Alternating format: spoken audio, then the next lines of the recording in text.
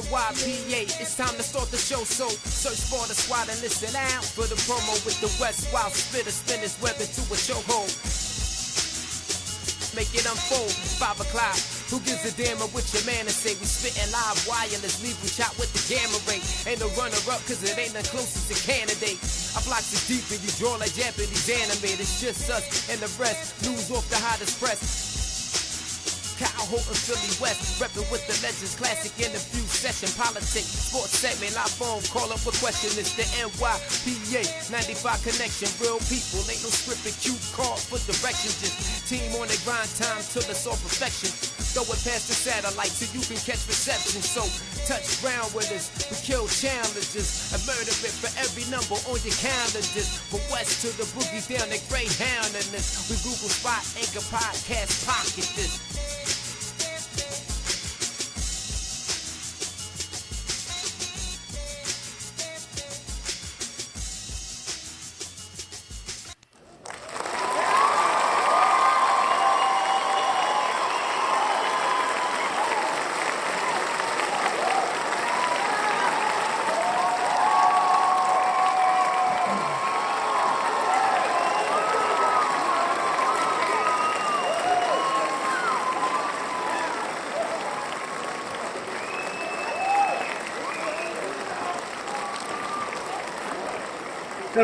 Settle down. Welcome to another episode of NYPA Entertainment Radio. It's KG broadcasting from NYPA Studios here on a hot summer day on the last Sundays in June. Thank you for joining me today or any day when you download this episode. And as a reminder, you can download this episode on YouTube and Spotify.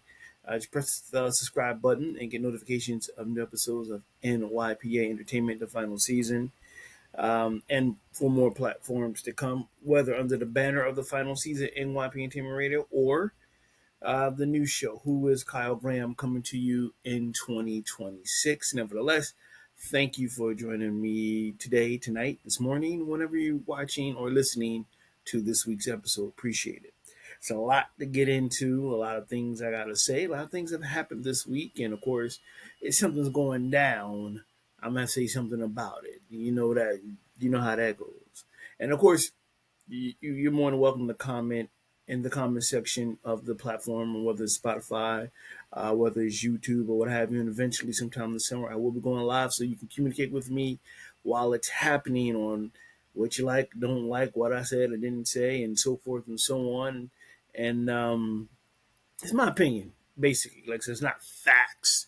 Everything I say is my opinion, and everyone has an opinion, and you don't have to always agree with me. So, but, a lot of stuff is going on. I do have a lot of things to say about certain situations in the world of sports and entertainment. So without further ado, let's get started. We're going to start with Jay-Z changes lyric about Kanye West at surprise performance with wife BEYONCE. Let me pull this up here. All right, last Sunday, Jay-Z made a surprise appearance alongside his wife during her final show at Stade de France in Paris. Ooh, snazzy. According to New York Post, the couple performed Crazy in Love and Drunk in Love, which they remixed with Partition during the show. Jay-Z 55 also performed N-Words in Paris from the 2011 joint along with Kanye West. According to a fan-captured footage, the Renegade artist sported an all-black ensemble as he appeared alongside Beyonce 43, who sported a crop top and bedazzled pants and chaps. Ooh. Following her collaboration, Jay-Z took the stage solo to perform N-Word in Paris. During the track, he rapped, "Gold bottles, scold models, spilling ace on my sick J's, ball so hard, bitch, behave, just might let you meet Bay," replacing Ye with a reference to his wife. He continues, the lyrics comes 3 months after the runaway rapper shared a jarring post on X about Beyonce and Jay-Z's 7-year-old twins, Rumi and Sir, to X, formerly known as Twitter. In the essentially the post, West wrote, "Wait, has anyone ever seen Jay-Z and Beyonce's younger kids before using offensive language and taking aim at Rumi and Sir's mental capabilities?" According to page 6, once West took down his tweet about Rumi and Sir, he he reasoned he did it so because of the possibility of X account getting shut down. Later, the publication reported that he admitted to feeling bad about the initial post. Over the years, West has come under fire for making repeated anti-Semitic comments and homophobic posts to his X account. Beyonce is currently in the middle of her Cowboy Carter tour. She is set to perform in Houston, which was yesterday, June 28th, because I'm doing the show June 29th. A lot to unpack on this joint here. Number one, let's start with the title of the song. Never liked the title of the song. It it's a stupid title to begin with. Him and Kanye West should be ashamed of that.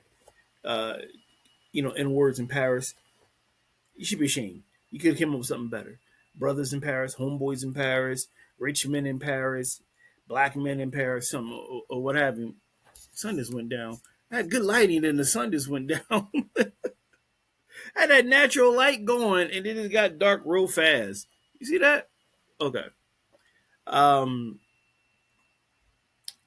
I never liked the title. The song is dope itself, minus the title. It's just it's one of those things where it just shouldn't be made. And I'm not gonna go down the rabbit hole this week. Kind of go on and on hours about how that word is being used in all types of TV shows. Looking at you, leaning away for the shy, and others. Just all willy and nilly. Get that out the way. There's a conversation for another time. Uh, Yeah, I would switch it too. I mean, some people may be looking into it too much, but it makes sense. Bay is there, Ye is not there. So some might people think it might be beef between them because of that, because what he said about the kids. It might not be. It just makes sense because he's to introduce you to Bay because Beyonce is there, Kanye is not there. So that could be a simple answer to that. Or you want to go down the rabbit hole and put your tinfoil hat on and be like, well, because Ye said this, I believe, you're right. It could be. We don't know. But to me, it makes sense because his wife is there and Kanye's not, and it rhymed and it fits. It makes sense. The whole thing about Kanye West mentioning it, saying something about their kids is wrong. I think you should never at all bring anyone's kids in any situation that you have beef with another adult. It just got nothing to do with it at all. They do not have anything to do with it. They just don't. If you got something against their parents, whether you're a civilian or whether you're a celebrity, kids are off the table. Like close loved ones are off the table. Take your target at the person that you attended for. Loved ones, friends, like should be off the table. Like you go at that person. You shouldn't attack family members, and definitely you don't attack kids. You don't attack their pets. The goldfish. You don't just go after that individual. I think so. Of course, you will feel bad. He at the end of the day, whether he wants to admit or not, the man's a human being. So I will feel bad also. These are kids that don't know what's going on. Like they're just innocent kids in a feud in part of a madman's rant because he's angry about something. So he should feel bad. Would if I'm in Jay-Z's shoes, would I forgive him? I would. If he apologized to me and whatever, like, all right, man, that's cool. Whatever. Let it go. Everybody deserves a second chance. Um, and he just went on rant for whatever reason. They need to have that conversation together. But I think it's nothing to do about nothing. Much to do about nothing about him switching the word yay to bay because it makes sense. She's there. He calls her bay. Beyonce. It rhymed. It makes sense. So, but like I said, tinfoil hat on. Oh, look, there's a rabbit hole. Let's go down that rabbit hole with the tinfoil hat and let's dig up some shit that might not be there. It could just be something in front of you, which is, hey, it Bay and Ye makes sense. So who knows? But definitely kids, family members are off the table. You can't do that. You got if you going after somebody, go after them, family members. You shouldn't do that. So he should feel bad for that, and shame on you for talking about their kids' mentality and all that. Come on, man. Like, don't do that. Like, just yeah. It, being a parent myself, if you got beef with me, take it up with me. Don't come after my kid. I won't go after your. Like, it's just let's hash this out. Let's do it. Go with against each other. No wives. No, just one on one and mano, and leave other innocent civilians alike that has nothing to do with it. And again, he should feel bad at what he said. All right, moving on. Staying in the world of music.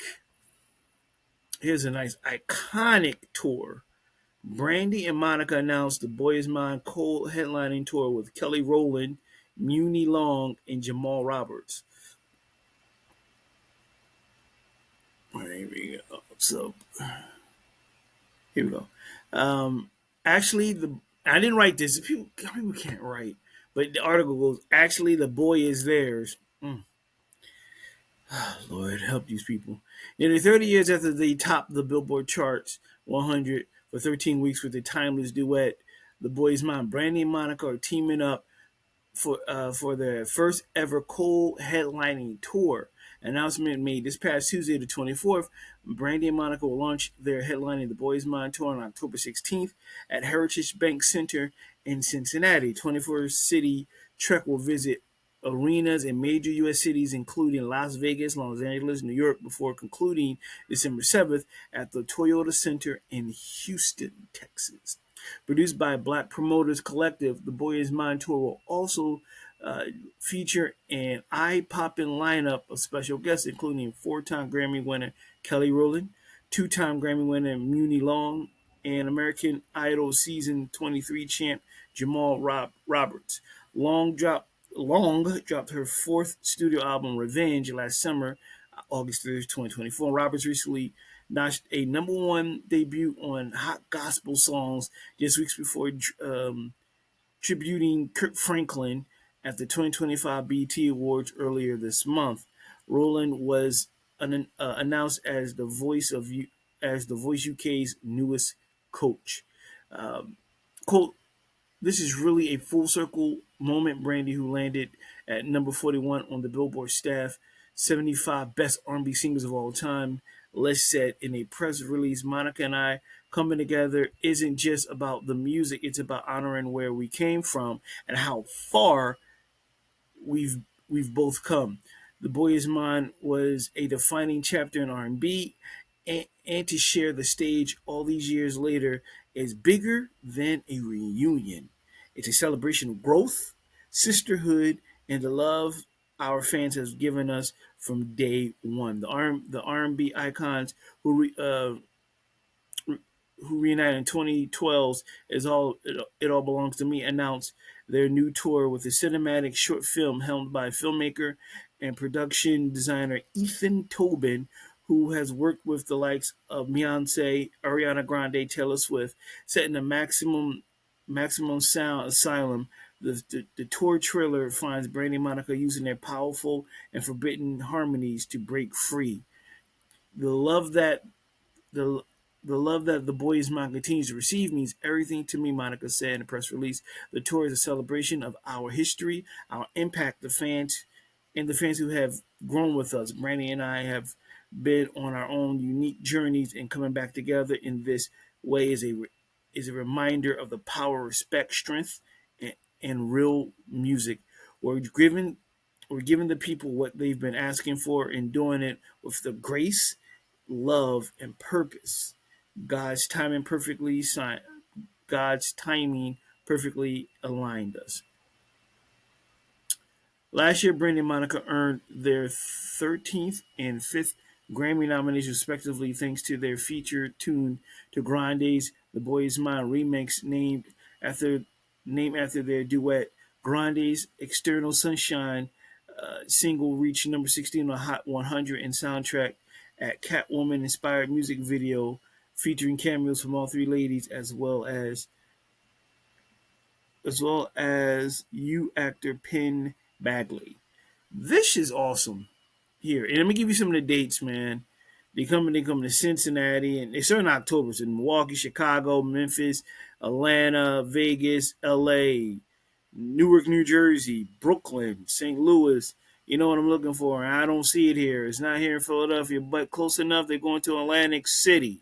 So you in the DC, New Orleans, Houston, North Carolina, Baltimore between October and, December. Well, check out this iconic tour. You got Kelly Rowland on the tour. That's dope too. But Boy Is Mine was a huge hit at the time when both of these two ladies came out. You have they are now legends, like icons in a way, that had their own paths and had their own success individually, and coming together at the time was like mind blowing. Because they both came out around the same time. They had these young ladies, like young teen sensations coming out, and they blew up the charts individually, and they brought them together. It was like a super duo, and the song blew up and is everlasting, and it's a dope song. It's a dope video. Mekhi Phifer in the video playing, going back and forth between Brandy and Monica. So that's really cool to see that, man. Like, that's real R&B music, real singers, real talent there, and it should be a lot of fun. So check it out. It's in their a city near you, coming in the month of October. Also, yeah, it might be good, like a little holiday gift for someone, you know, early holiday, early Christmas gift. You never know. Should be dope though. With Brandy and Monica, the Boy Is Mine tour. Check that out. That should be really cool. Nice and nice little lineup there too, man. The headliners with like Kelly Rowland and Mooney Long and Jamal Roberts. That's cool. Got a little bit of everything. I'm sure they may have other surprises sprinkled in there also. So that's really dope. I was very pleased to read that. When I found that, read that when I found that out, what I mean, that's really cool. You know what I mean? So definitely. Phone going off. Everybody knows I'm doing the show around this time, and people want to start calling if you heard the ringtone in the background. I don't know. They do it every time. Um, I got a lot. Let's stick with ladies in the industry. Leanna Rhymes' teeth fall out mid-performance during Washington concert. Yeah, Leanna Rhymes is laughing through the pain at the unexpected onstage dental mishap. The country pop star abruptly left the stage mid-performance at a recent show in Washington when her front dental bridge unexpectedly fell out. The incident occurred while Rhymes was singing her 1996 hit One Way Ticket" at the Skagit Casino Resort, prompting the visibly flustered singer to rush off stage to address the situation. Quote, I feel something pop in my mouth, Rhymes explained in a candid video posted on Instagram following the show. And if you've been around, I have had a lot of dental surgeries, and I have a bridge in the front, and it fell out in the middle of my song last night. Rather than cancel the show, the 14-year-old performer made a swift recovery, rejoining the band on stage and finishing the set while discreetly attempting to push her bridge back into place between lines. I literally was like pushing my teeth in, she said, demonstrating the gesture. Can't fight the moonlight. The teeth completely fell in my mouth. Despite the unexpected interruption, Rhymes took the moment in stride, calling it the most epic experience ever. There wasn't an effing thing I could do about it except either walk off or just hold my teeth in and sing. So I just ran with it. She said the show can go on even in the midst of sheer utter embarrassment. You just gotta be real with people. Rhymes, who had long been open about her dental struggles, including a history of botched dental work that has required 29 surgeries, previously filed a malpractice lawsuit in 2013 against the former dentist, citing chronic pain and complications from failed veneers. In her Instagram update, she jokingly warned that the front row of the evening's second show at the venue to be on alert. If you catch them, please return them. As of now, Rhymes said her teeth are in for now, adding that the whole ordeal was unforgettable reminder that anything can happen live, and the only option is to power through with humor and honesty. That is true. Things happen. Things happen live. Cell phone ringing. People are texting me. It happens live. Light may fall off during this show. The sunlight left. It got dark all of a sudden. Y'all looking at me like, where did he go? Anything can happen live. Because why? Because it's life. It's real life. Things happen. And I can't imagine in a room full of people, you in a zone, you singing, you something shift and bloop, and it falls out. I can't imagine, don't want to imagine. And I'm sure, yeah, you're embarrassed. Of course, you're naturally going to be embarrassed. Anyway, we're human beings. You don't expect it to happen, but it does. We all have embarrassing moments every day, whether it's privately or publicly. Whether it's on camera, whether in front of people, or it might be by ourselves. But we do. And it's one of those things like, oh my gosh, like I couldn't have imagined how to bounce back from that, being in a situation where you're singing and hitting a high note and the shit come out, you catch it, rush off, put them back in, come back, and she finished the show. Show must go on. Things happen. Life be life. Mistakes. We can't control it. Especially doing a live broadcast. You can't. So, like I said, you heard my cell phone go off and you heard noises in the background because I can't control that. When you think no one, the whole time before leading up to the show's been quiet. I ain't got a call, got a text. Somewhere around this time when I'm recording, and one knows the time I record, whether it's live or live to record, all of a sudden people like, hey, I wonder what he's doing. And he just decide to call and text. So it happens, and the best thing is she powered through it, and it not to say it wasn't funny. I'm sure it was like, oh my god, like, oh, I can't believe it happened. We're going to chuckle, but it's not the end of the world. We get past it, and that moment you don't feel like you're gonna get past it. You'll get past it. But yeah, she called him. It's not like a stranger called him, but not like that. But you never know what happens at a live show. Whether it's a concert or you're watching it on television or play, life be life, man. Things just happen to be happening. What are you going to do? What are you going to do? Right? All right. I got something interesting here. Will Smith alludes to Chris Rock Oscar slapping freestyle rap, talking crazy out your face up on the stage. After hopping on stage for infamous moment in the 2022 Academy Awards, Will Smith has hopped the pond to. I didn't write this, so you gotta forgive me. Has hopped the pond to rap about the slap heard around the world. The actor and the musician recently appeared on the British DJ Charlie Sloth's freestyle rap show. Fire in the Booth found him referencing his shocking altercation with Oscar host Chris Rock that led to Smith's resignation from the Academy and a 10-year ban from future ceremonies. In a freestyle that repeated the refrain, "I'm the illest," Smith rapped, "If you talking crazy out your face up on that stage and disrespect me on the stage, expect me on the stage." He said it better than I read it, but you get it. In the jaw-dropping 2022 incident, Chris Rock cracked a joke about Jada Pinkett Smith's shaved head as part of a hosting duties at the 94th Academy Award ceremony. Pinkett Smith, husband of almost 30 years, reacted by stalking up to the stage. Stalking?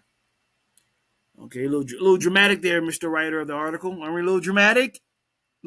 Stalking? Well, the man wasn't an animal. It wasn't stalking an animal. Like, come on, you're a little dramatic with the writing. Stalking to the stage, smacking Rock in the face, warning him, keep my wife's name out your effing mouth. He didn't say effing, he said mother effing. So if you're going to write some shit, get it right with the stalking references. He said, him effing, not effing, him effing. Get that shit straight. I seen it when it happened. Live. Yeah. Pinkett had previously announced that alopecia had caused her to lose her hair. Smith freestyle on Fire in the Booth also included references to his humble beginnings in Philadelphia, as well as wealth, 3 children, 2 marriages, artistic success, Oscars, Emmys, Grammys, and and when I stare at him, I'm hearing him whisper, "You got every right to be arrogant," he rapped. The Oscar-winning King Richard star cautioned at the top of his freestyle that my insight don't sound right in sound bites before he what is it before he coached his reference coached his reference. I don't know how this guy's writing to the Oscar incident when with I'm not the type of man to move in malicious ways. I'm too grown to play childish games. I'm saying my comments till I finish this. Producer and hype man Sloth, who hosted the rap show on BBC's One Extra, now headlines the Chris Sloth rap show, the Apple Music Fire in the Booth, and Sloth's YouTube series. That's a horrible name, which showcases established and up and coming MCs as they prove their skills on the mic. This is not the first time Smith had referenced his award ceremony clash in the music. In March, he released his new album based on a true story, his first record of solo material in 20 years, which included lyrics addressing Oscar slap and a complicated relationship with his wife, Pinkett Smith, previously slated that she and Smith separated in 2016 but remained married. My thing, my thing is this. Um, Sorry, I adjust the camera a little bit. My thing is this. At the end of the day, in my opinion, if I'm if I'm Will Smith, uh, I wouldn't bring this up. There's no need to. It wasn't your best moment. Um, it wasn't something to really brag about. I always thought he could handle it a lot better. I always thought there was a ways he could have, if he didn't like it, he could have pull my man to the side behind the scenes and have a talk. It didn't make him look good at all. It made him look more weak than strong. It was embarrassing. I was embarrassed for him. Look, we all make mistakes, and I get that. Sometimes you get caught up in the moment, and we do stuff irrational. With that being said, I would not bring it up. I wouldn't try to avoid it like the plague at all. Like I would make no reference to it because it's something you got to live with. Because that's a scarlet letter that sticks with you, where you accomplish all these great things. You won Emmys, you won Grammys, you won an Oscar, but it's going to always be marred by what happened that night. And you should try to distance yourself as much as possible from that situation. You can't, but I would not continue to put the spotlight on it. You know what I'm saying? I would try to stay away from it as much. It's just not. It's not necessary. Uh, will it go? It'll never go away. But at the same time, lost my sunlight again. But at the same time, here we go. But at the same time, it's something where I don't know. Leave well enough alone. You don't really need to be discussing that, bringing it up. It's not like you're bragging about it, which is not cool. And it's because it's not a good look. It's not a good look at all in terms of what you did. It's horrible, very horrible. And I always said it. You could handle that in a much better way. At the end of the day, I would stay away from it because you just keeping it out there, giving material to him and others, and make you look bad, like you condone that, like you apologize, but you still kind of like, yeah, you disrespect when I walk that stage, I'm this and this. And it's like, nah, it wasn't necessary. You don't need to say that. Don't, I would, I would, quite frankly, try to avoid it publicly as much as possible. Um, because it's just one of the things where you should sound like you're bragging about or you're proud of, because it wasn't your proudest moment. That night that you won should have been all about you winning your Oscar. It should not have been about you slapping him. And on top of that, it took away from your win, and it took away from Questlove, who won an Oscar for Best Documentary, who went up after the incident happened, and it took away from that moment. It was like a back-to-back Philly type thing. He won, and you won up a few minutes, not too long after that, and it didn't look good. You know what I mean? It overshadowed the whole thing. So the last thing I would want to do is make a reference to it at all. Any type of fun way, I would not just try to just not even talk about it publicly. I wouldn't. It doesn't make you look good. It just doesn't. That's my opinion. Just let it go. It's something you should not be proud of because it wasn't your proudest moment. Period. You know what I'm saying? So I don't know, guys. What do you think? Drop something in the comments and let me know. All right. What else?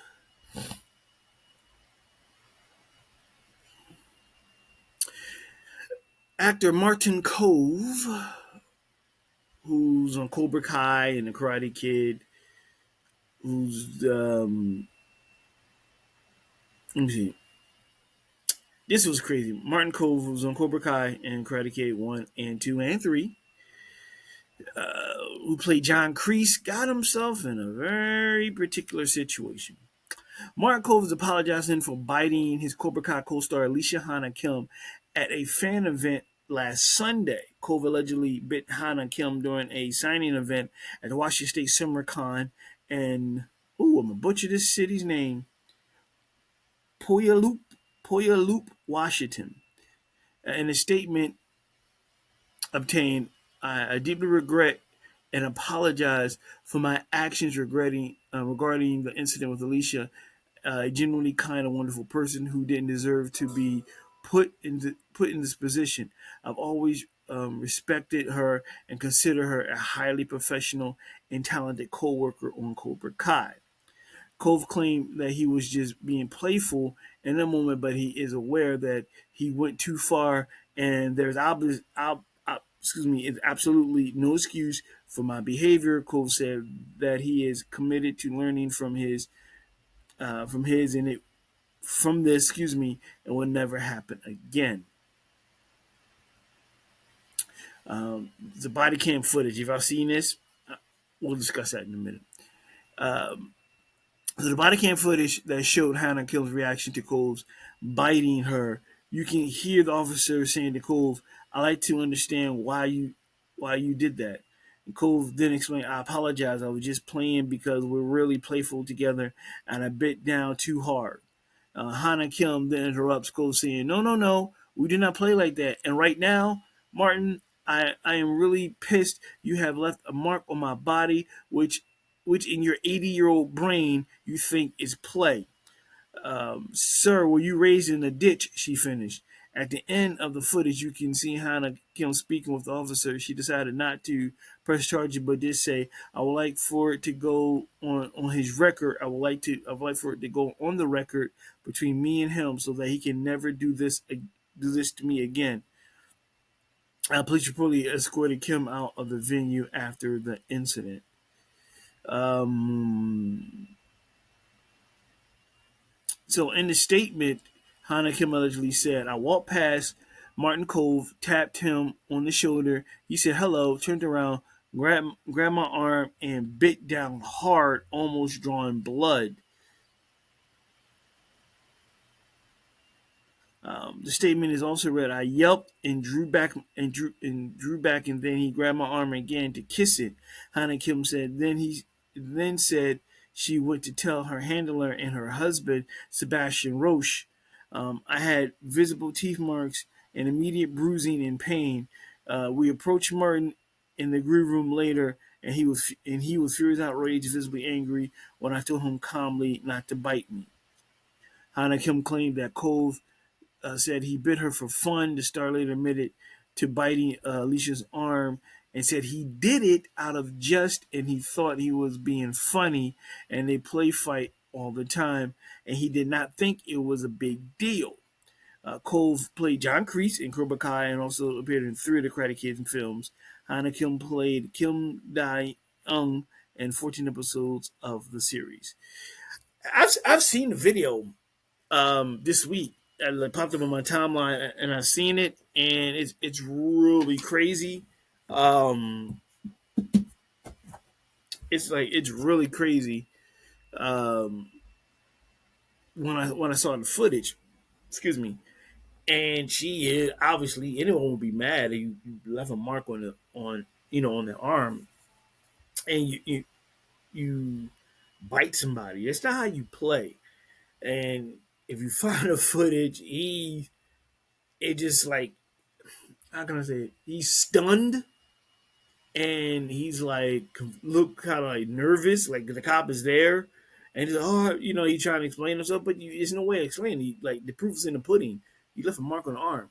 Now, with that being said, any future roles you might want to do, no one's going to touch you now because it's on footage. The word gets around fast, obviously, not just on the internet, but just in the town itself. No female actress may want to work with you, so it's going to be kind of hard to find signings. It's going to be hard to find another role anywhere if you wanted to work because people are going to be a little leery about it. They may put clauses in the contract so you won't act out. This is not the first time that he has acted out, so to speak. There was in 2024 claim that he has sexually assaulted someone on the set of Cobra Kai, allegedly. So this is not the first time that he's been involved in some type of scandal. But you don't bite someone and leave a mark on there. I don't know what type of playing that is. I agree with her. Who plays like that? You know what I'm saying? Could have just said, "Hey, how you doing?" He kept it moving. He grabbed and bit down, and proof's in the pudding. Like you got to see the video. Because when I saw it, I thought at first it was like a sketch or something, and I didn't recognize the actress who that played Kim Ung. The fighter on Cobra Kai because she had like a baseball cap on. She looked different, and she's actually from Australia, so she had her actual Australian accent, and I couldn't tell who it was until I read like in the description who it was, and I saw her picture like up close, and I said, "Oh no, that's her," and she was livid as anyone would be. Someone bite you and leave a mark on your body, so she's not gonna press charges. But I is down on his record from doing that. But I think the worst thing out of all this is that whatever cons that wants him, or people might suggest him to play bit parts in a role, may not. They may cancel it.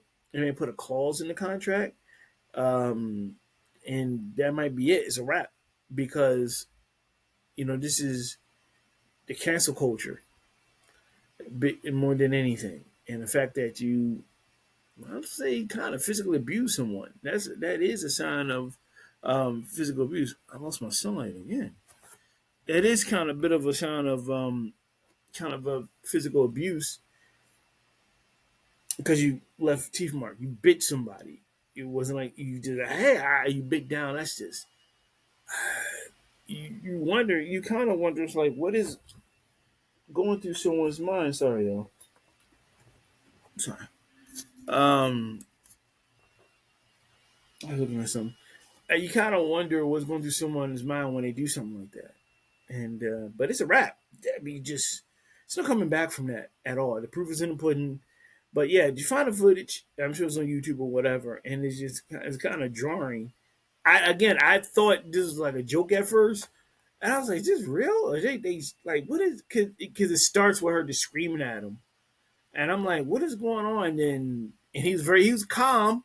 She was livid. So I was like, "Is this part of something?" And then come to find out, no, he bit her and left a mark on her. So, but I see the strategy in this where I'm not gonna press charges. I'll get you another way. I'm gonna hurt your pockets in another way. So it's on record. The footage is out there, and it's going to definitely hurt his pocket and continue to hurt his reputation going forward. But he brought that on himself. All right, what else I have? I do have a few things, but I'm gonna start with this one. Brad Pitt's Los Angeles home ransacked by burglars, law enforcement says. Brad Pitt's Los Angeles home was ransacked by burglars Wednesday night, law enforcement sources told the news outlet. Officers responded to the home in the Los Feliz area around 10:30 p.m. Pacific time. Three suspects had jumped over a fence to gain entry to the yard, then broke in through a front window, sources said. The home was ransacked with an unknown number of items taken, according to the police. Police are investigating and will utilize any surveillance video from the home in the area. LAPD did not officially confirm the occupant of the home, but sources confirmed to this outlet that it was Brad Pitt's residence. It's unclear if the star was a target or if, as if often the case, it was just another pricey home that was hit that happened to be his. The actor was not home at the time. He has been on the road promoting the new movie F1. Well, I can't think his name. Damson Idris. Damson Idris from Snowfall. The movie looked good. I do want to check it out. I, Here's the thing about this, which is still so mind blowing when I read like stars homes being like ransacked and robbed, and you was like, I would think security would be more top notch or notch top, however you want to put it. You have the ring, you have like blaring alarms, like you know what I'm saying. They jumping over gates and shit. Some shows a gated community. I would think there would be like a guard for entrance coming in and out. Um, Floodlights, like sensor lights and stuff like that for like homes in this area of the ritzy rich people. So I'm like shocked, like man, what's going on with you? Like y'all have no alarm system? Like my gosh, like as soon as you like, if you sneeze, alarms will go off. Like how sensitive my alarm system would be if I lived in there. If I was like, if I'm like that, I'm famous and I got a nice house or whatever. I don't care I don't care whoever's guarding that front gate. I'm still gonna have sensitive shit just in case whatever gets past that guard who might be, snoozing at the wheel, so to speak. You know what I mean? Um, I'm like, wow, they came in. Like, how did you get? Because I'm sure it's not like an isolated street, and I'm sure there's like homes there also. And I thought that just has to be a gated community. He said they jumped the gate, and it's like you don't have an alarm. Again, I don't understand. It's people with less money who houses are way smaller and who got apartments, studio apartments, and the whole nine. They got top notch security for all intruders. And here you have multi-million-dollar home that seemed like the security is not working. They didn't have it at all. They cut through it or something. It could have been an inside job. Who knows? But I find it kind of weird. I'm like, how did they get in? How did they get in? This is not. I've been talking about. I think past couple of weeks or months that they've been robbing Hollywood homes, and the first thing come to mind is like, what's up with your security system?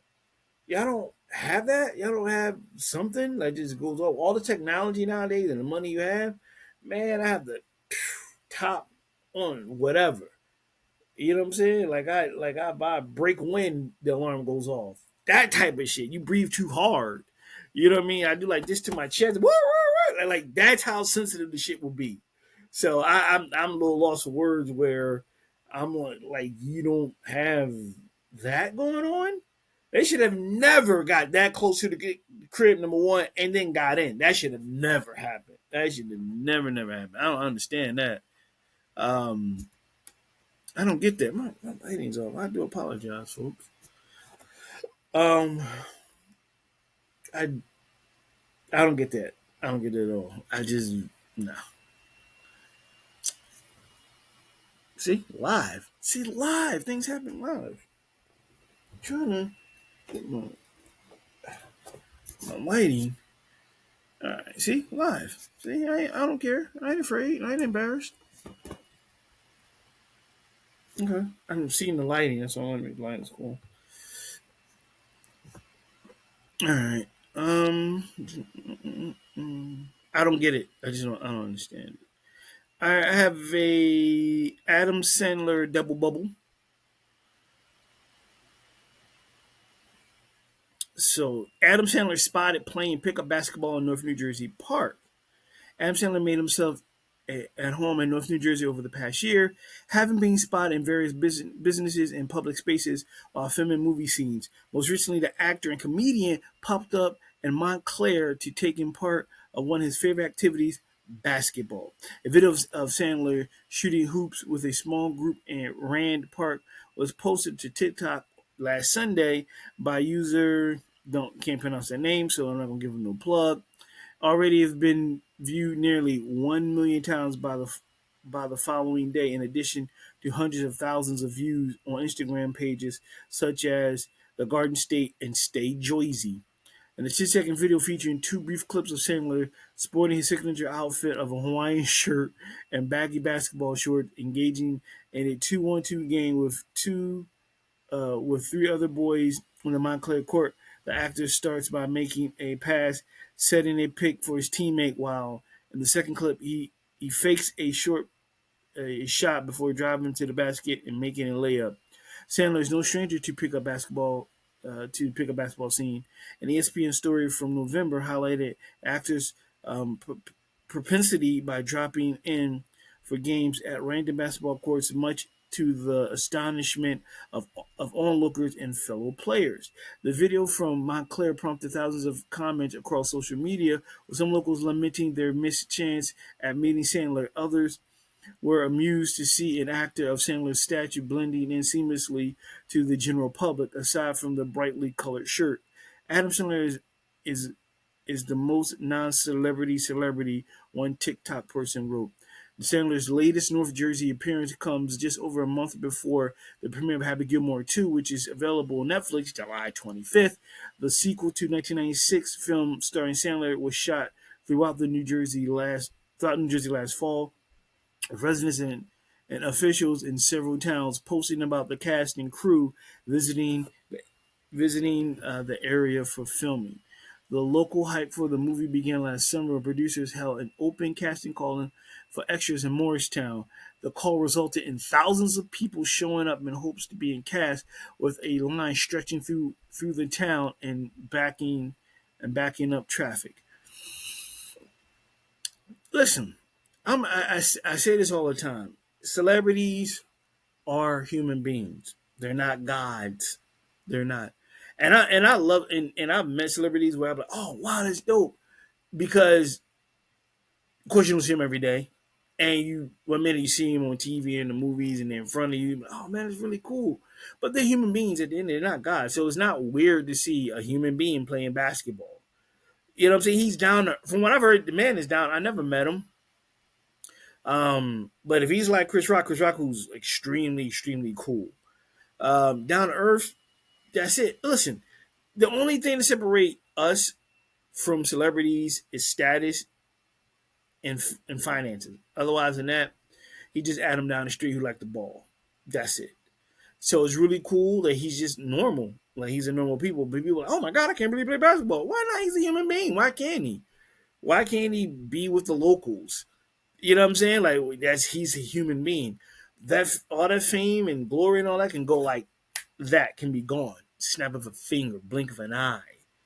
It can go fast.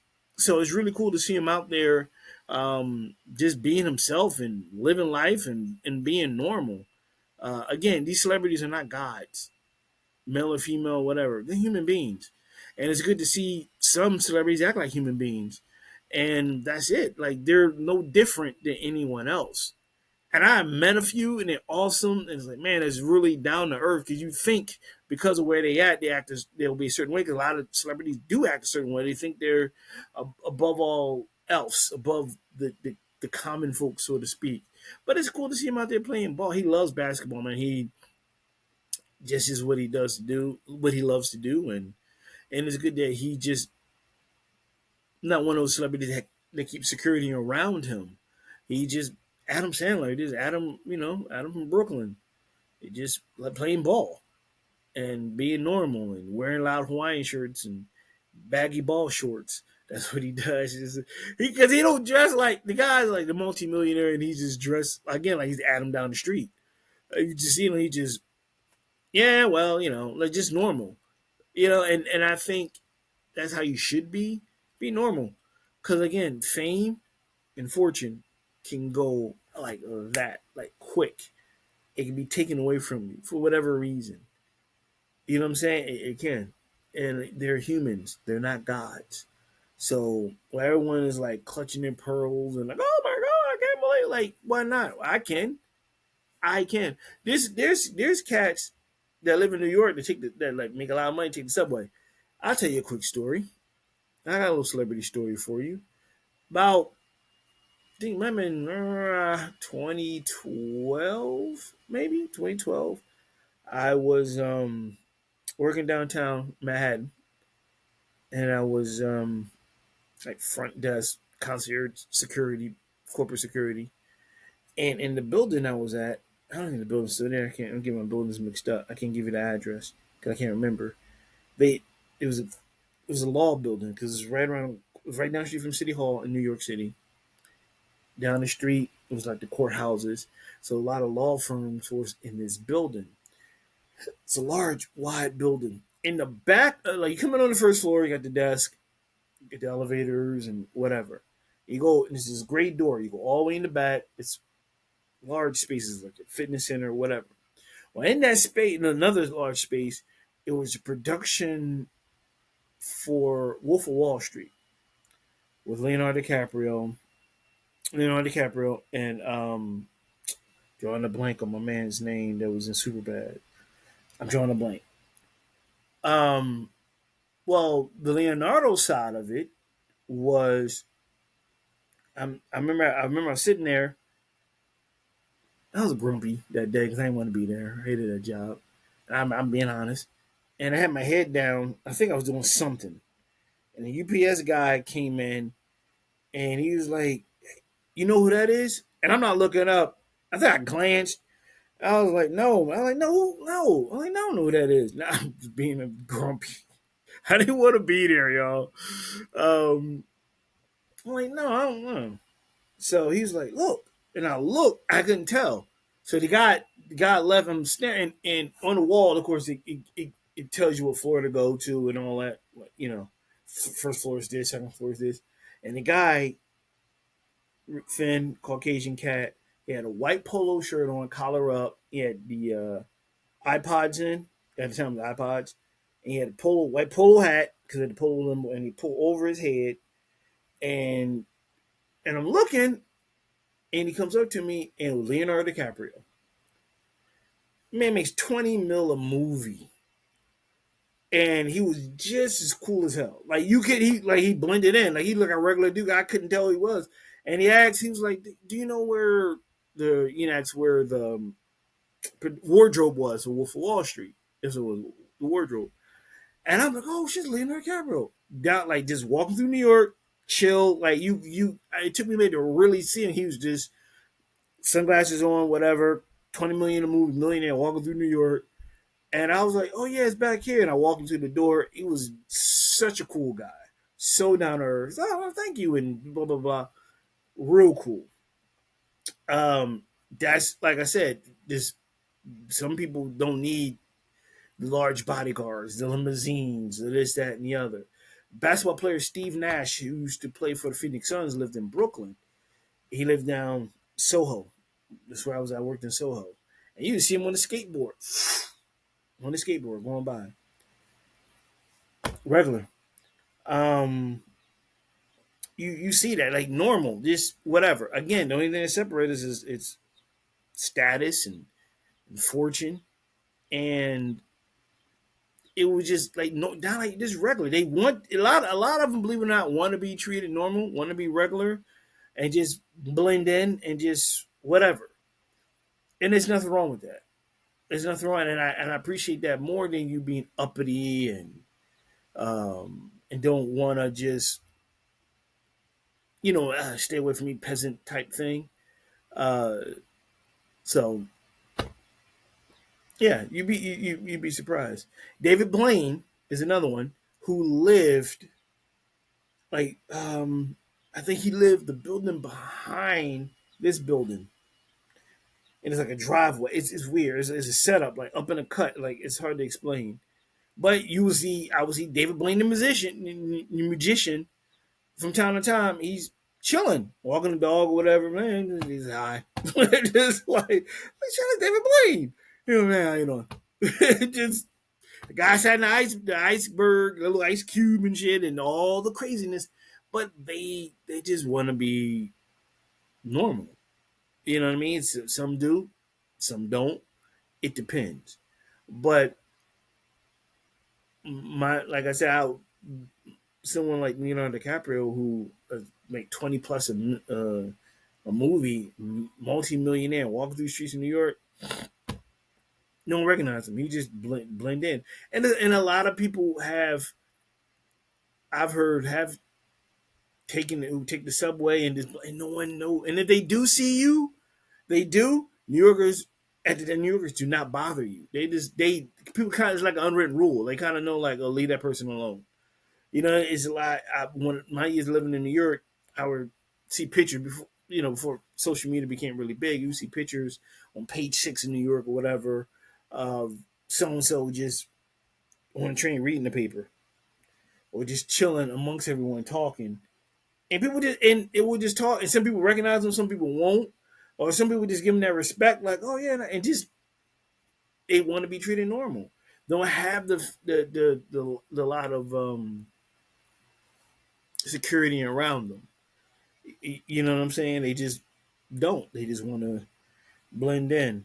So it's a lot of cats I met like that, which I thought was kind of cool. Just be human, be yourself. I'm more in all of that than your actual status. Is that even though you accomplish a lot, if you do a lot of great work in the world of sports and entertainment, you still humble. You still yourself. You still a human being. You still acknowledge everyone, and you don't let that fame and fortune corrupt your mind, thinking you're better than anyone else, thinking you are above them. You just yourself. So that's kind of cool. So to see him playing ball, yeah, I'm like, damn, that's dope. That's him playing ball. And even more dope, he's cool as shit. You know what I mean? I never met him, but just saying.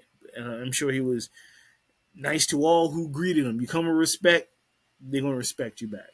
You know what I'm saying? And that's a good thing about that. You say, hey, how you doing? Keep it moving, ask for a picture. 9 times out of 10, they'll give it to you. You know what I'm saying? You just gotta come with respect. Jonah Hill, that's the guy. Jonah Hill. Jonah Hill the same way. Very down to earth, caught me off guard. He came in, I think he came one other person. Might have been like a publicist or something. He was cool. He wasn't. He spoke, but Leonardo was more friendlier. Not saying Jonah was mean. Jonah seemed like he's more in a rush, but he was still cool. Like he didn't have a lot of fanfare. He's still cool, but Leonardo was just the antithesis of cool.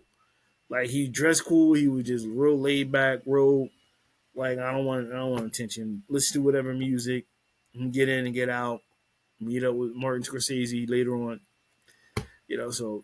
Those are the stories I like to share and hear about. When it comes to celebrities. Staying with Adam Sandler.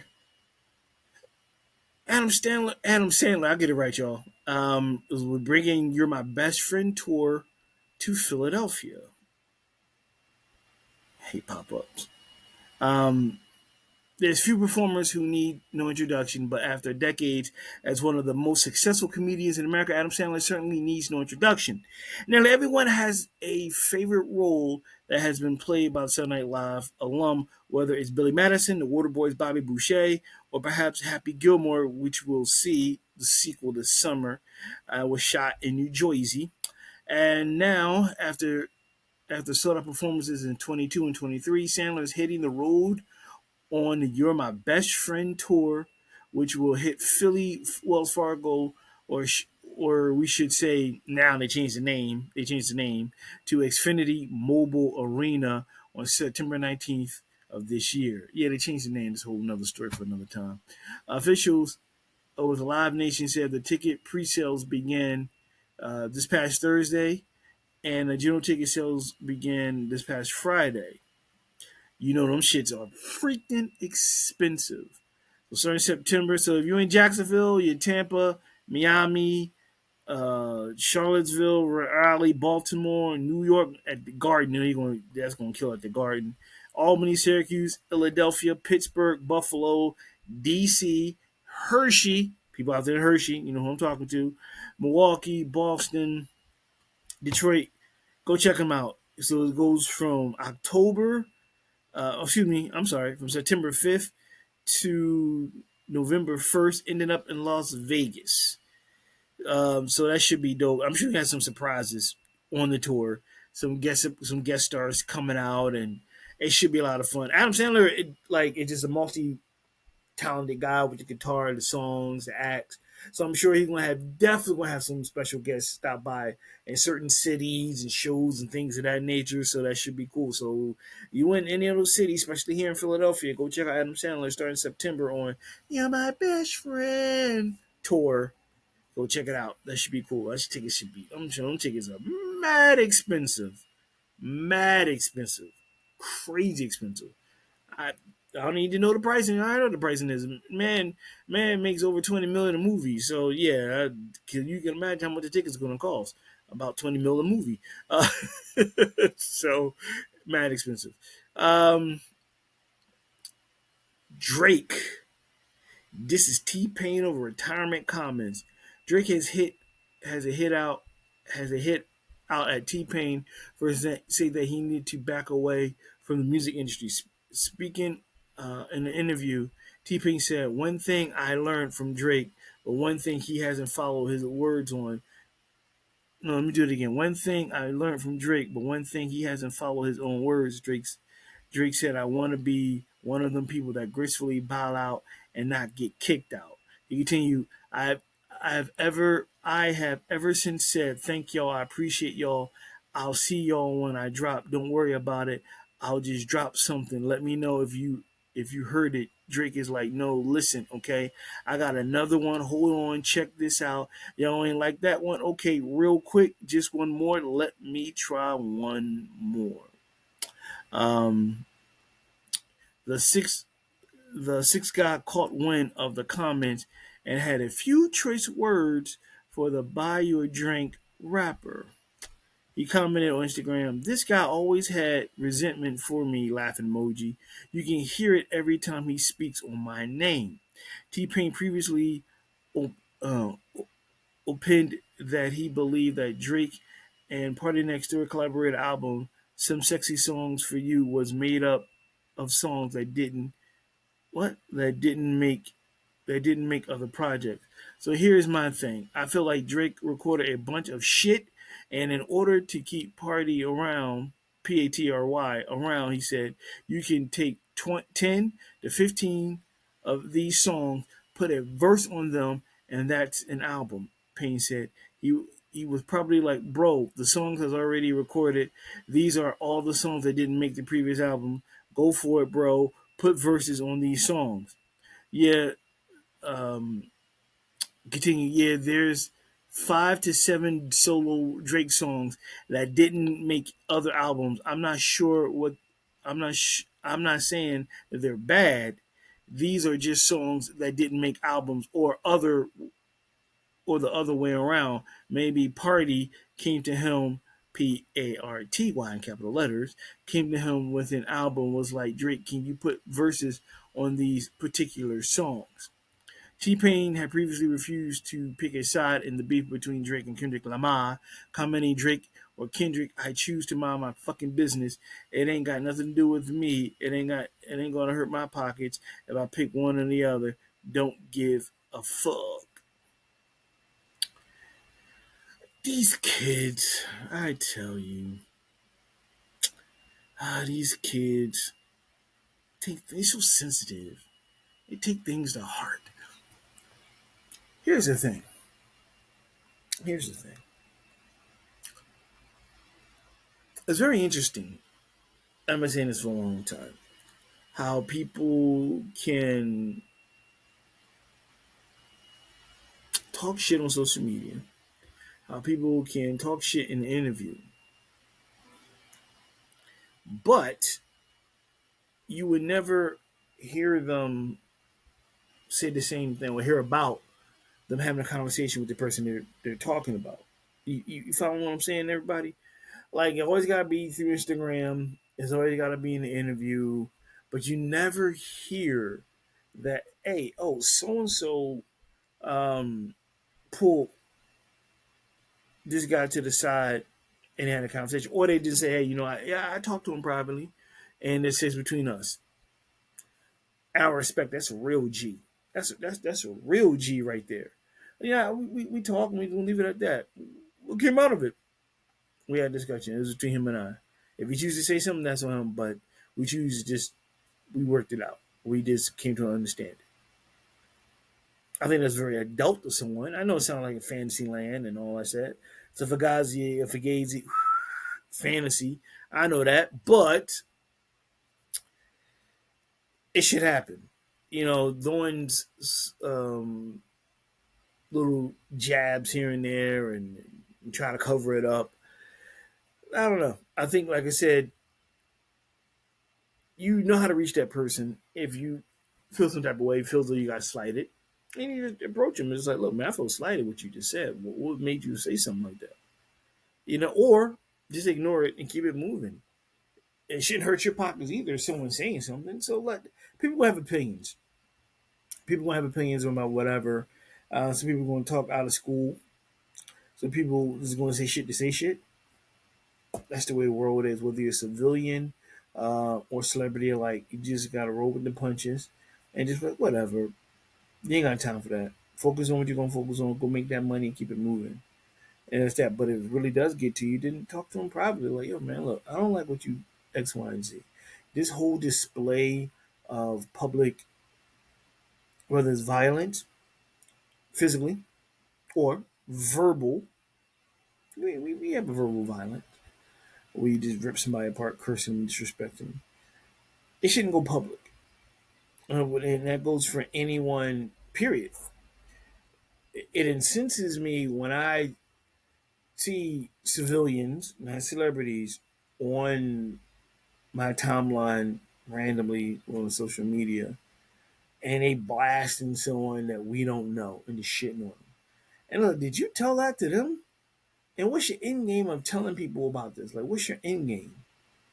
Like, okay, you did it, now what? You embarrassed that person. They don't even know that you're talking about them. And if they do know, what's your end game? What's your end game? Because what's going to happen sometimes, it'll blow back in your face. Someone may say a comment that you don't like because you brought them into your business. You think they're going to side with you. They say some slick shit to you, and then you get mad at them, but you don't want to put your business out there for them to comment on.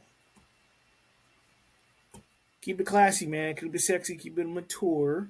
You got something to say, reach out to them. Or, you know what? Let that shit go. Let it go. Don't let them consume your thoughts. Don't let them, rinse your thoughts out. You know what I mean? They did like paying rent in your head. Don't do that. Let it go. Just let it go. Don't just it's not worth it at times. And I know it's easier saying and hard to do, but sometimes it's really just not. It's not really worth it. One more before I let you go, folks. 50 Cent offers to pay NYC mayoral candidate Zoran Madami $250,000 and $58,000 to get lost after socialist name dropped Queen's rapper. I'm pulling it up, that's why it's so slow. 50, I'm not going to read you.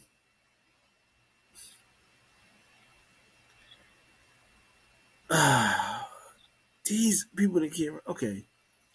I'm not. I'm gonna do what Eddie Murphy used to do back in the '80s when he would host like MTV Music Awards, and they on the screen they had a joke, and he would like, no, I'm not gonna say that, and he'll tell the prompter and well, I'm gonna do that here because some of the shit these people start off with the article, I'm not gonna read that. I'm just gonna jump right into it because it's just horrible writers. Like it's just they think they're cute and slick with it, and they think it's funny, and it's not. I'm not even gonna give them that shine of light because it's horrible intro to the article.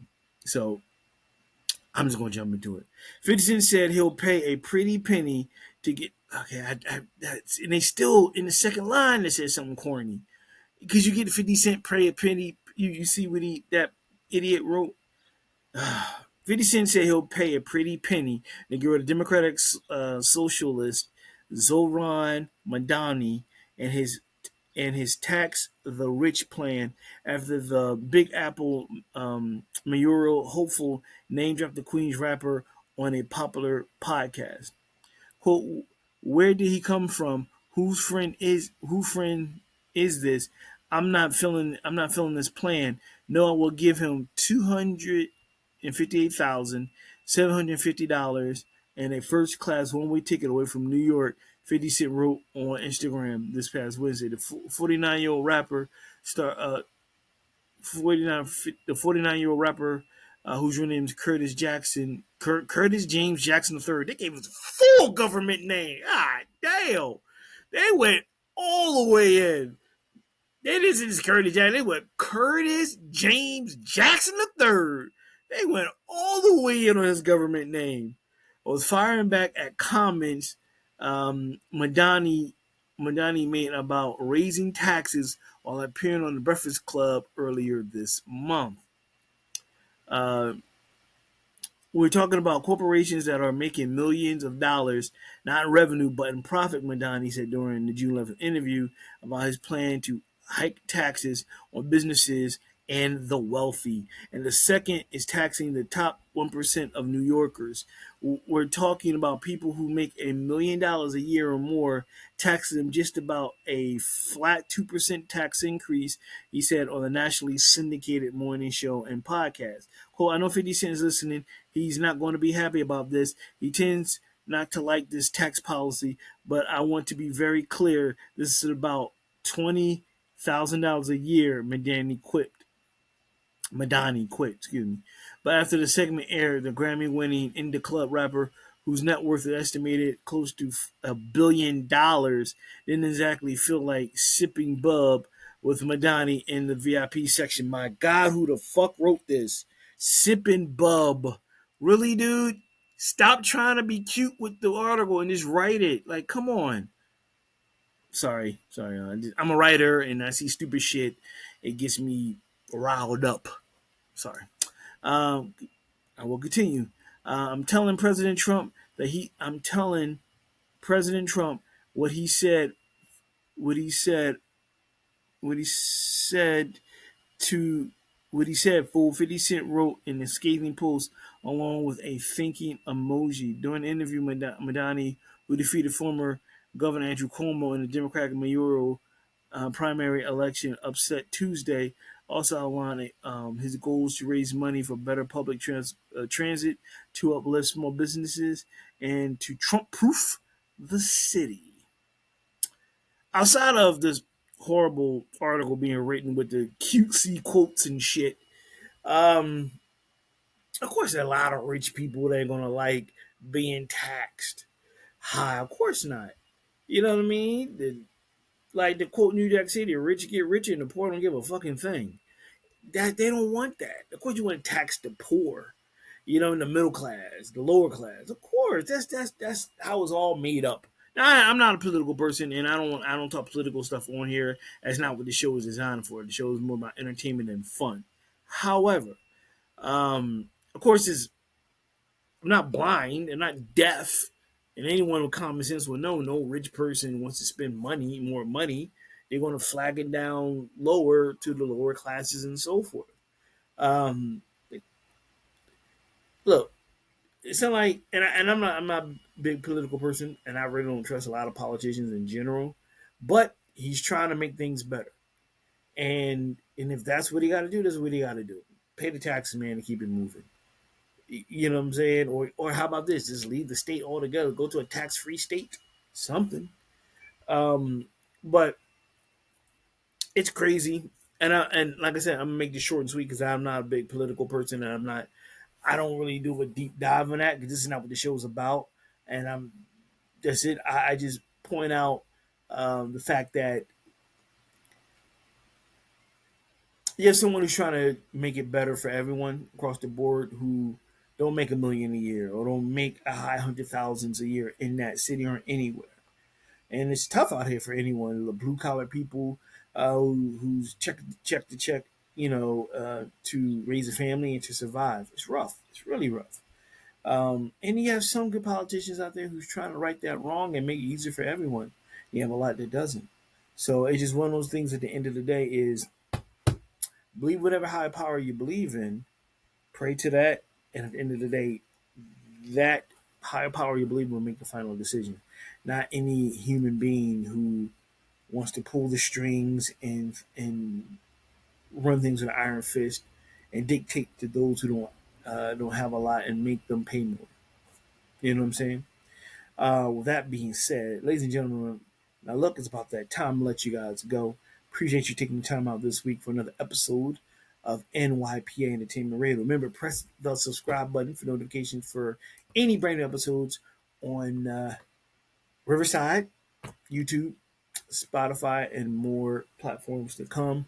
And of course, this is the final season of NYP Entertainment Radio. I'm about to wrap things up in a few months.